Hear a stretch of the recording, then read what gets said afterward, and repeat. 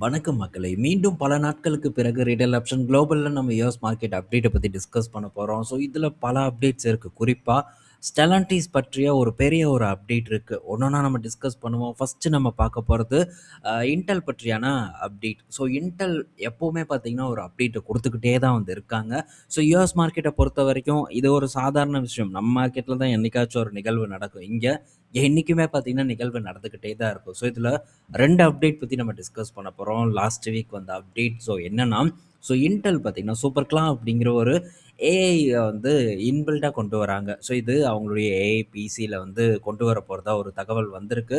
So இதன் மூலியமா இப்ப நம்ம ஏதாச்சும் ஒரு ஏஐ ஒரு டாஸ்க்க பண்றோம் அப்படின்னா, கிளவுட் மூலியமா வந்து பண்ணிட்டுருப்போம். அதுக்கு டோக்கன்ஸ் எல்லாம் பார்த்தீங்கன்னா, நம்ம யூஸ் பண்ற மாரி வந்து இருக்கும். பட் இந்த ஒரு இந்த சூப்பர் மூலியமா 70% வரைக்கான டோக்கன்ஸ வந்து நம்மளால சேவ் பண்ண முடியும் அப்படின்னு வந்து சொல்றாங்க. ஸோ இது ஹைப்ரிடா வந்து ஒர்க் ஆகும் அப்படிங்கிற ஒரு தகவலும் வந்திருக்கு. ஸோ இதனால மேபி வந்து இந்த சூப்பர் கிளாவால பண்ண முடியாத விஷயங்கள் இருந்ததுன்னா, இது பார்த்தீங்கன்னா, அந்த கிளவுடோட உதவியோட வந்து பண்ணி கொடுக்கும். இதன் மூலியமா பெரிய அளவுக்கு டோக்கன் சேவிங்ஸ் வந்து ஏற்படும் அப்படின்ட்டு இன்டெல் தரப்புல இருந்து அப்டேட் வந்திருக்கு.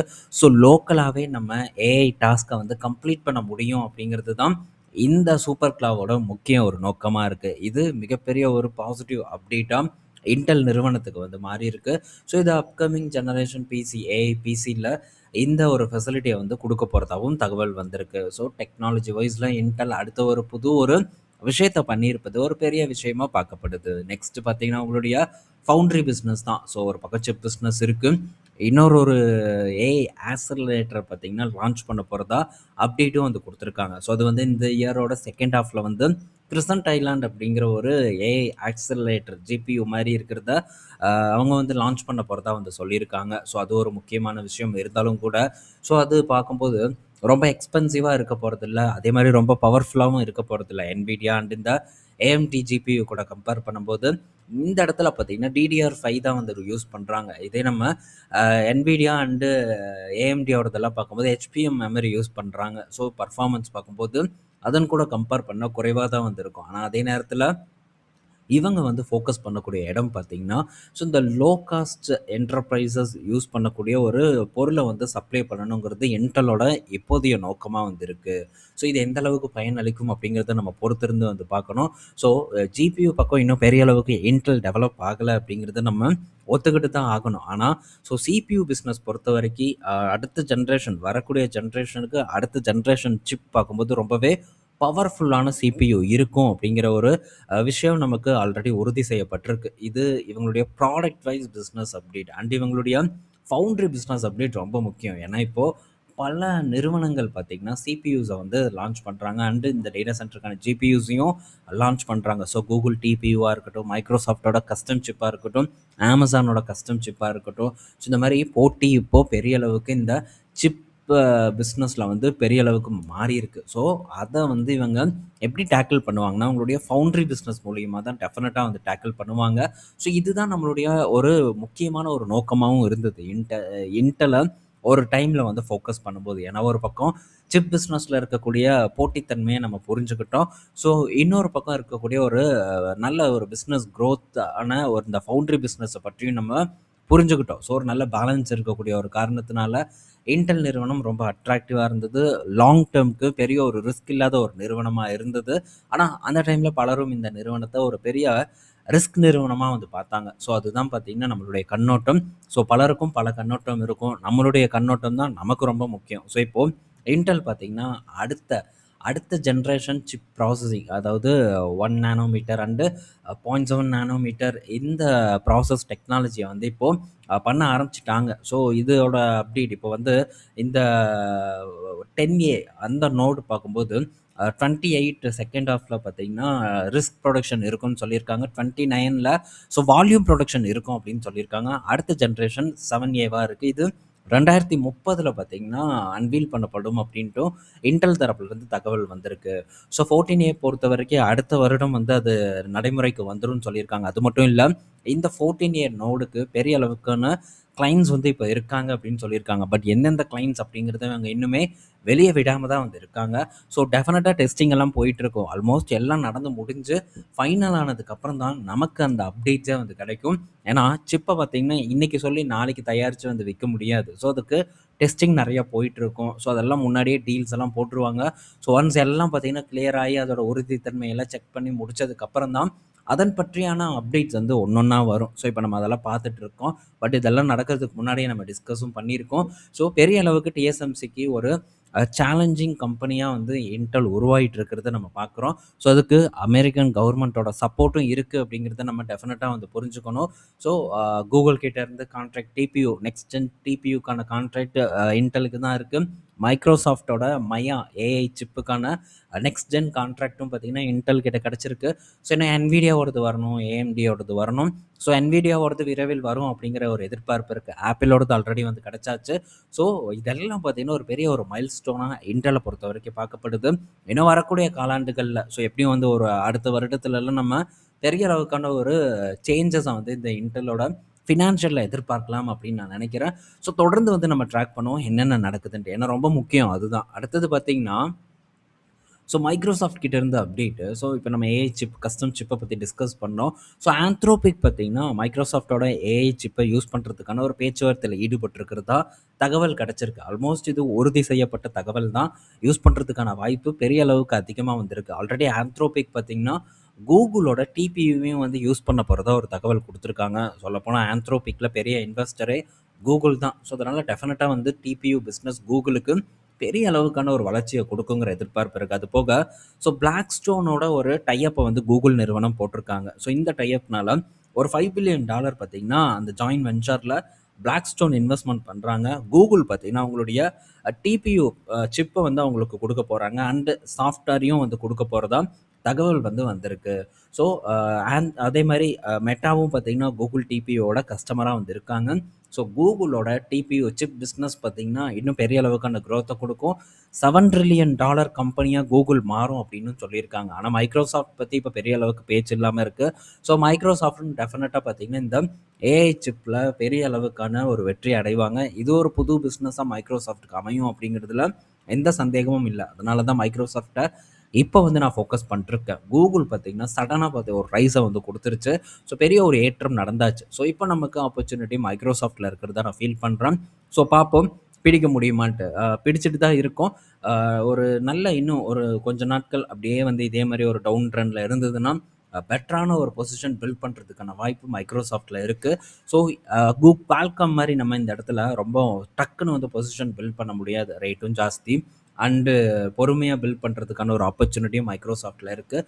ஸோ அதை நம்ம கரெக்டாக யூஸ் பண்ணணும்னா லாங் டேர்மில் பெட்டர் பர்ஃபார்மன்ஸை நம்மளால் எதிர்பார்க்க முடியும். அதே மாதிரி குவால்காமை காட்டிலும் வெயிட்டேஜ் பார்த்தீங்கன்னா நான் மைக்ரோசாஃப்ட்டுக்கு டெஃபினட்டாக கொடுப்பேன்.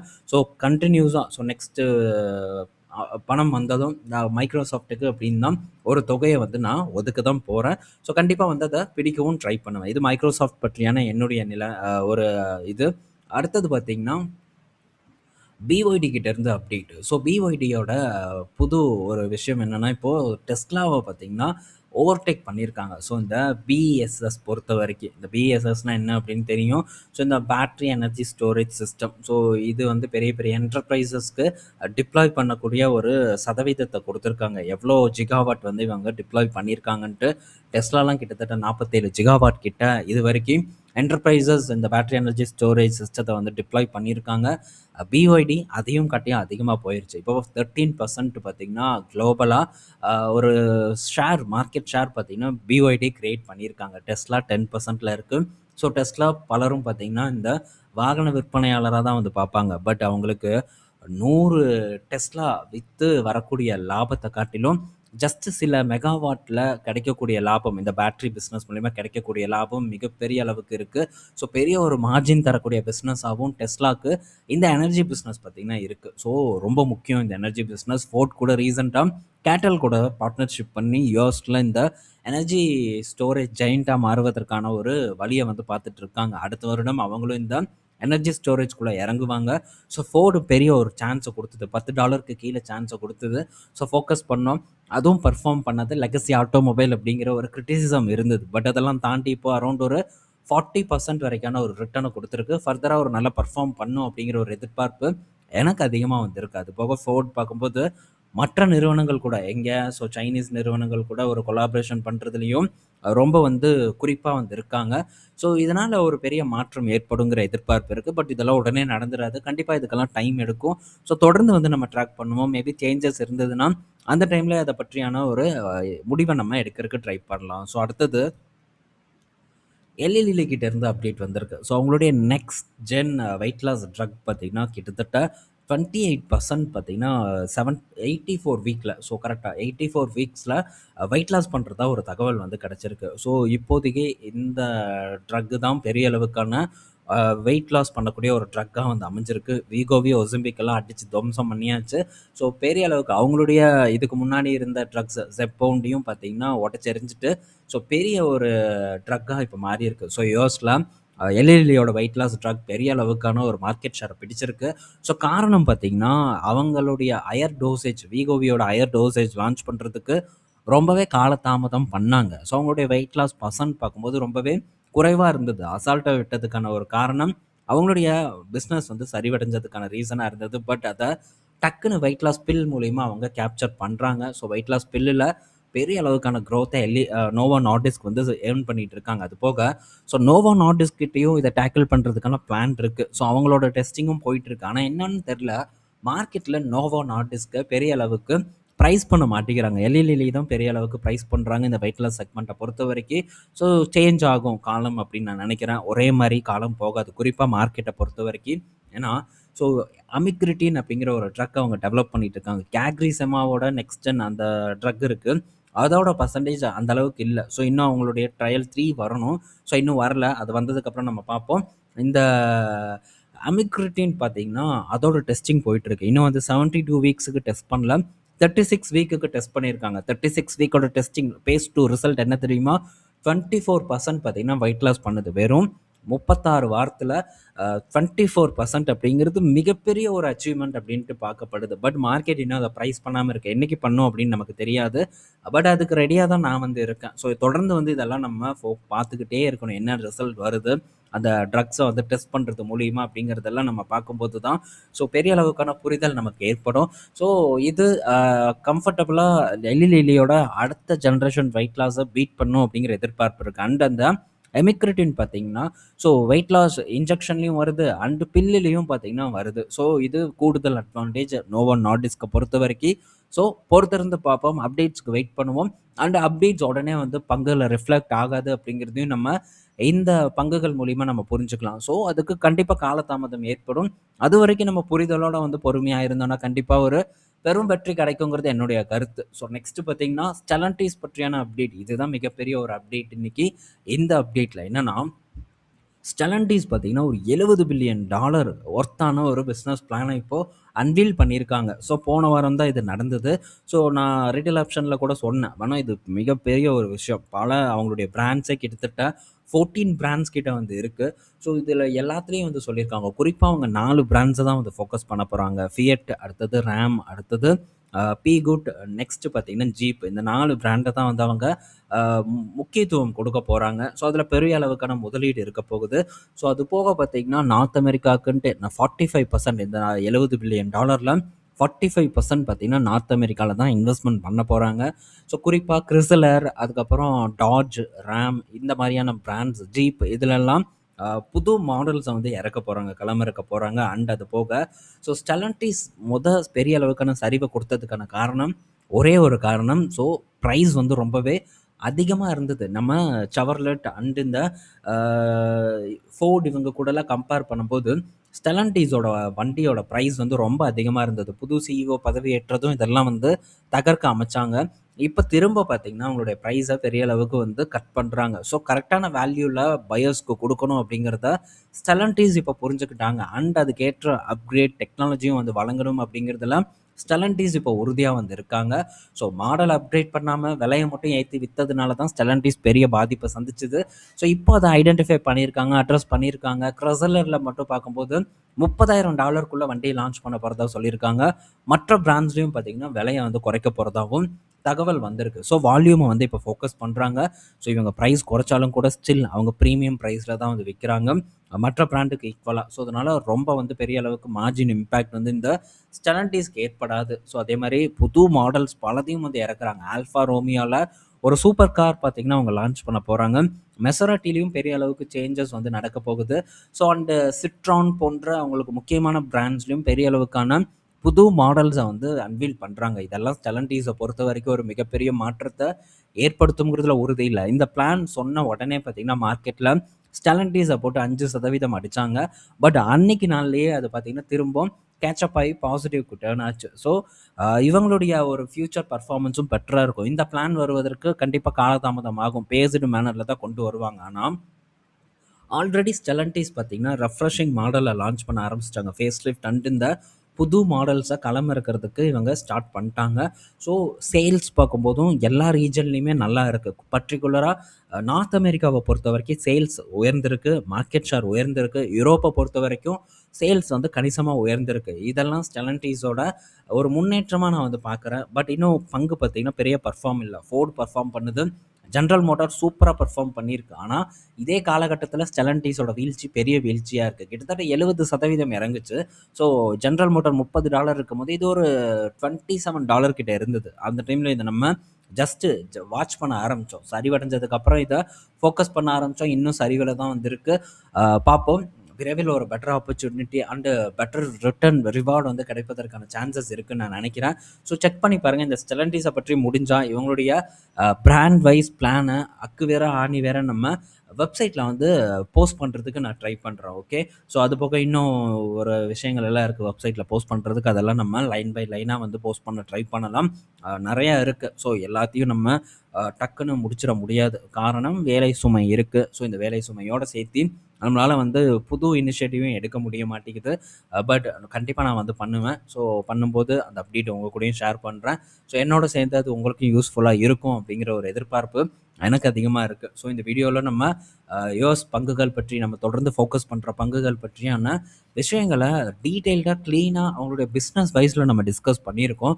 ஸோ ஒரு பெரிய புரிதலை ஏற்படுத்தியிருக்கோம் அப்படின்னு நான் நம்புகிறேன். இந்த அளவுக்குலாம் யாரும் யுஎஸ் மார்க்கெட் பற்றி நம்ம தமிழ் கம்யூனிட்டியில் டிஸ்கஸ் பண்ணுற மாதிரி தெரில. அதுக்கு என்ன ரீசன் தெரியுமா? ஸோ பெரிய அளவுக்கான ஒரு இன்ட்ரெஸ்ட் வந்து யாரும் காட்டுறது இல்லை. ஸோ நான் இவ்வளோ எஃபோர்ட் எடுத்து போடுறேன், அந்த அளவுக்கான ஒரு இன்ட்ரெஸ்ட் வந்து இல்லை. பட் கண்டிப்பாக இது ஒரு நாள் வரும். ஸோ வெறும் ஜஸ்ட்டு ₹100 எப்படி இன்வெஸ்ட்மெண்ட் பண்ணுறது, ₹500 எப்படி இன்வெஸ்ட்மெண்ட் பண்ணுறது அமெரிக்கா மார்க்கெட்டில் அப்படிங்கிற மாதிரியான ஒரு கிளிக் பைட் இருக்கிற மாதிரியான தம்ப்நெயில தான் மக்கள் விரும்புகிறாங்க அப்படிங்கிறது எனக்கு தெளிவாக புரியுது. பட் இந்த மனநிலைமையிலிருந்து ஒரு நாள் மக்கள் மாறுவாங்க. ஸோ மாறலைன்னா அவங்களுக்கு தான் அது பெரும் இழப்பு சந்திக்கும். ஜஸ்ட் கிளிக் பைட்டுக்காக அதை நம்ம பார்க்கலாம், கேட்கும்போது ஃபேண்டஸியாக இருக்கலாம். ஆனால் அது பெரிய அளவுக்கான எஃபர்ட் உங்களுக்கு கொடுக்காது அப்படிங்கிறத நான் உறுதியாக சொல்லுவேன். பட் என்னுடைய கடமையை நான் தொடர்ந்து செய்வேன். பயனடையக்கூடிய நண்பர்கள் தொடர்ந்து பயனடையணும் அப்படிங்கிறது என்னுடைய ஒரு நோக்கமாக இருக்குது. ஸோ பார்ப்போம் என்னெல்லாம் மாற்றங்கள் நடக்க போகுது அப்படின்ட்டு. ஸோ இந்த வீடியோவில் பல இன்ஃபர்மேஷன் பார்த்துருப்போ பயனுள்ளதாக இருக்குன்னு நான் நினைக்கிறேன். அடுத்தது நம்ம டொமஸ்டிக் மார்க்கெட்டில் இருக்கக்கூடிய ஒரு இந்தியன் கம்பெனியை பற்றி தான் டிஸ்கஸ் பண்ண போகிறோம். அதுவும் நண்பர்கள் பலரும் அதை கேட்டுக்கிட்டே இருக்கிறனால ஒரு காரணத்தினால. ஸோ விரைவில் அடுத்த அப்டேட்டோடு நம்ம மீட் பண்ணுவோம். பாய் மக்களே.